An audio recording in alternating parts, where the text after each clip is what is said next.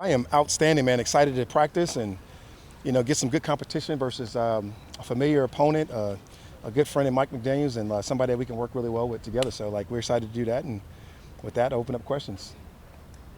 Coach, just playing against Mike McDaniel, having that familiarity with him, and obviously these teams having familiarity with each other. What's that like to kind of go up against him? It's awesome, being with Mike for all those years here in Atlanta and having the ability to grow with him. I remember moving over to offense. He was one of the people that was instrumental in teaching me the offense and what we did with Kyle Shanahan and some of those things. So that was a really good experience. And we go way back to Washington days. And I mean, it's just so much history there between us. And that's like my little brother. He's one of those guys I talk about all the time and got so much respect for him, what he's been able to accomplish and do in this league. Particularly last year, he redefined some of the offensive styles, some of the way we play, some of the unique motions that you see going across the league right now. He was one of the first, if not the first, to start it. Hey, could you share with us some of the script things we're going to see today? Yeah, we're going to start off with some one-on-ones. We'll go to special teams, obviously. And then after that, we got a bunch of different team aspects that we're going to go through. And a lot of those things are mixed downs. Obviously, they'll all be Mamba-type mentalities, which you guys are getting accustomed to, meaning ones-on-ones. Twos-on-twos, where you get a big focus on your ones, you get a big focus on your twos. We'll get a chance to rep those guys in. You'll get to a 2-minute at some point today. We'll get a chance to get some of those things in. Those one-on-ones will be close to the end zone. I like those closer ones. And it won't actually be all the way down in the red zone, but from the 30 going in. Okay. So you get more realistic looks for the DBs and the corners. A lot of fun. We're gonna get together as two teams and talk about the tempo and how we want to play. Okay. Obviously the 1/3. Obviously after that, tagging off the tempo and how we practice. You guys are getting used to seeing it. Staying away from the quarterback. I'll obviously have the quick whistle for Kirk just to protect him. But other than that, man, it is going to be, as you've seen, they're accustomed to practicing that way. We're accustomed to practice that way. And it's just about keeping this thing as together as we can. Raheem, you mentioned DB coach, or you, sorry, just I want to follow up on this. You looking forward to seeing how your defensive backs will hold up, because they had one of the top passing attacks in the league last year? That's the reason you come down here. Anytime you would get a chance to get that different competition and be a chance to go against guys like Tyreek Hill and Waddle and all the different guys they got. You can go through the list and this is the team that competed in the Olympics the other day in the 4x1. So to get out here and to be able to cover those things and go through some of the details, and you learn through the adversity that you put your team through. And these are one of the adverse situations you'll be able to put them in, going to their home turf and being able to feel Tyreek's speed on this grass at his place and their climate and their outcome. It's like that's what you want to create for your guys, and I look forward to that today. Raheem, you mentioned last week the rookie front players you had last year. I'm curious when last summer you knew that they had that skill level to where they could, play at that high level. All at different times. For Kobe, it was almost right away. You're almost scared to admit it for Kobe because it happened so early. It happened in OTA days, and you're always scared to overjudge up front person. And we were thinking, man, this guy's got the mental capacity. If he can hold up once we get to camp, it'll feel really good. For BY and some of those guys, it happened a little bit later. BY, I remember, believe it or not, it was in a joint practice versus Denver. And he really came to life in those practices, and then he followed up with another one versus LA, whichever way those things went. I forget was exactly which way, but it was a joint practice when he came to life. And those younger guys, particularly up front, when they got into these joint practices, really stepped out of their bunks, of their comfort zones, and really showed us what they were possibly capable of doing. And it was fun. We've seen a lot from Carlos Washington with both the ones and twos. Yes. How much depth is there in that running back room, and what does he add that's different from the others? Obviously, our running backs are Bijan and Tyler. Those are our 1 and 2. But when you have those guys like Avery, like Carlos, like Jace, that bring different elements to the game, so you can find those roles that we talk about, the role clarity that we talk about on defense, Taryn, and all the stuff that we want to talk about. It's those guys provide those things. Carlos gives a little bit of juice, right? Carlos gives a little bit of something else out the backfield. He gives us Bijan qualities, and then you got Jace who give you Tyler qualities, and you find those. We used to call them clones back in the day with Julio, but all of these type of clones that kind of go with your starters and they kind of mimic those things. You never have the drastic fall off when a guy's missing a rep or two. Are you doing that kind of everywhere on the team? Because we've seen it with Storm Norton taking over for Jake Matthews, and then also whenever Jesse isn't out there, you have both Clark and DeMarco. It's the best thing in the world, right? Forming those roles in the backup and those people kind of going through those. So you're exactly right, though. You're forming people's roles and what they do best. You're finding out what you can do if they have to go in and play the whole game. If they played the entire game, they're your starter, they're your long-term starter, your short-term starter. How are those things going to look what is it going to look like? And we want to form that all across the board throughout your team. And it helps you to define, it helps you to speak clearer, it lets the team know exactly what you're looking for. It's always fun to find it that way. Coach, for you guys as coaches, this is not just for the players, it's for you guys too, kind of in the hallway. 100%. Like you want to get to the sideline.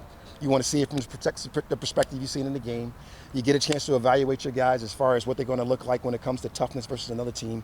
You want to see what it's going to look like when it comes to the adversity that you're going to face, some of the adjustments you got to make from the unknown opponent, from the unknown things, the non-scripted periods.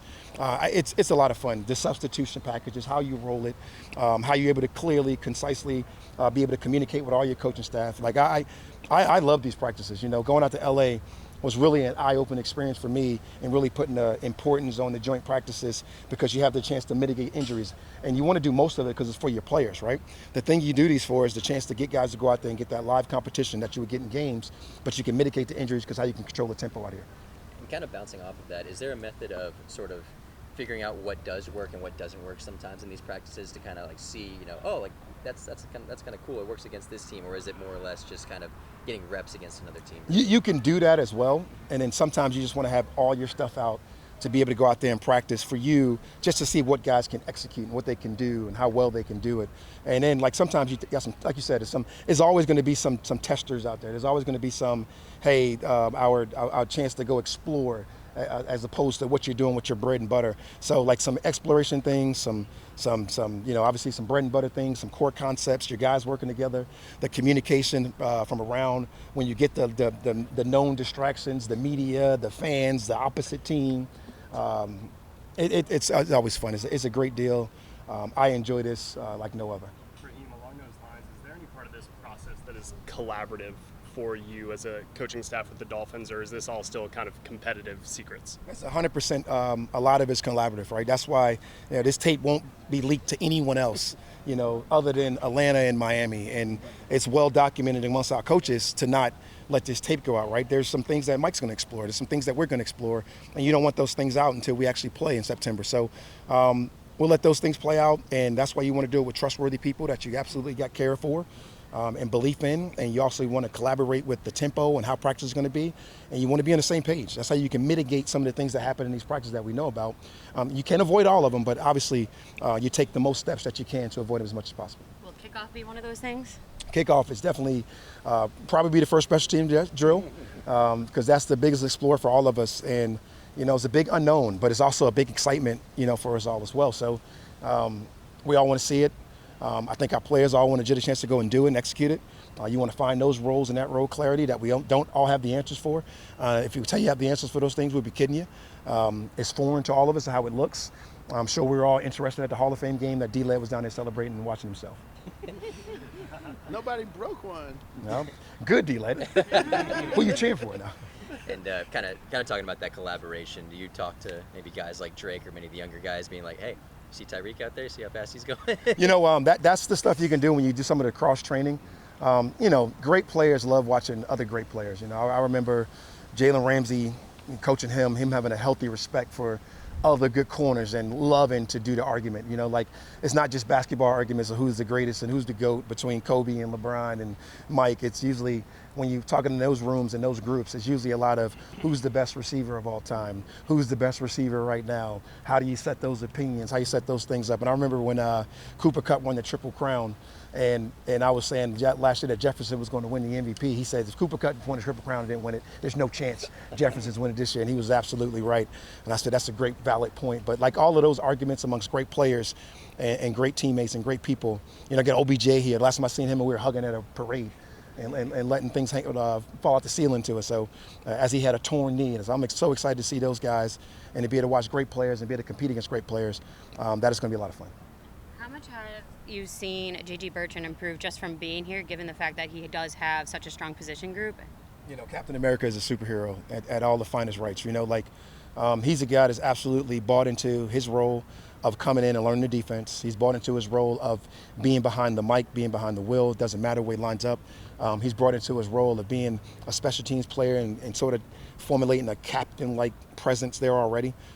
He is absolutely fun to watch. He is absolutely fun to train. He's fun to coach. He's fun to go through his process. He already has a ready-made veteran-like presence. He's exciting. It was the reason we called him Captain America in the draft, and he's absolutely living up to it. Does he like that nickname? I don't know. I don't care. Okay. That is who he's going to be for the rest of his career. Hey, I got a list of matchups I'm looking forward to see. Hopefully we'll see. Let's see who you want. I want to see Ramsey and Drake London. Ramsey and Drake, I got a feeling you'll see that. Okay. I got a feeling they got packaged where they put Ramsey inside as well, so you get a chance to see him versus Ray a little bit. You probably definitely get a chance to see him against Mooney. You probably get a chance to see him against Drake. If I know Ramsey, he'll find matchups that he wants to work on and be able to do, do something with his greatness. He's that kind of guy. Like I remember doing joint practices with him and just moving him around just so he can get different looks at different people for his own movement, for all the stuff. That's why when you guys write stuff, I remember we were at the Rams. Like, Jalen Ramsey got beat on 2 things. Like, no, he didn't. He wasn't even playing that position.